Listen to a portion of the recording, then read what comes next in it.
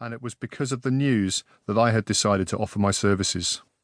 Having eventually figured out that given our experience and expertise in such high-pressure situations, my regular diving partner Rick Stanton and I were best placed to conduct a search and rescue mission.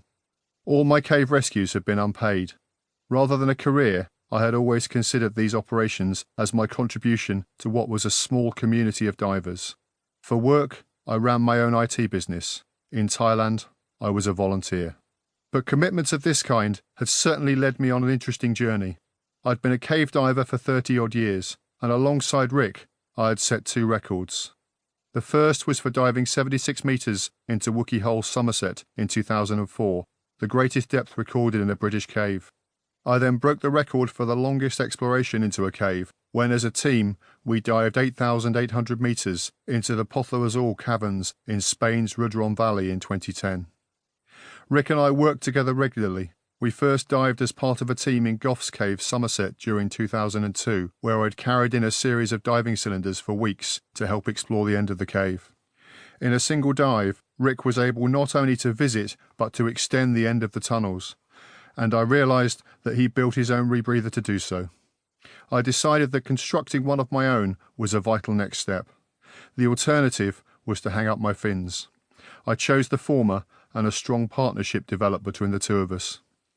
Together, Rick and I had previously conducted a number of high-profile rescue operations, as well as volunteering to work in body recovery missions, a grisly business. And as a result, I developed the skill set, confidence, and know-how to execute the job. But having arrived in Thailand and negotiated the political machinations surrounding what should have been a fairly straightforward humanitarian effort, and having spent several days attempting to find the stricken team, I'd come to fear the worst. During dives, I had to wriggle against the murky churning currents and through body-hugging cracks in the rock, my head torch unable to pierce the murky water. Tham Luang felt impenetrable. There's no chance those kids have survived, I thought after one particularly grueling dive. Is there? One night, I even went so far as to mentally prepare myself for a hellish endgame event. I visualised swimming into a tunnel choked with what looked like discarded plastic bags, ragged clothes and shoes, only to realise it was an underwater morgue. Mentally, the process, though morbid, steeled me for the grimmest of outcomes, but I wasn't the only one preparing for such a negative event. The Thai authorities had all but given up hope too, and the mood within the divers I'd been working alongside was just as doom-laden, a group that included my diving partner Rick, Belgian cave diver Ben Remanence, plus units from the Thai Navy SEALs, some members of the US military, and a handful of Australian police divers. It was a widely shared view among us all that once the waters had retreated from Tham Luang, some of the group would be faced with the unenviable task of fishing a number of corpses from the muddy pools. But we'd been wrong. Those kids had made it. In the end, when Rick and I had located the Wild Boars' whereabouts, it had an unlikely feel to it. On the 30th of June, word filtered through to the rescue teams that our efforts had gone as far as they could, and so a colleague took us on a day trip around the mountain, even as the storm was raging around us. I was quite happy for the distraction.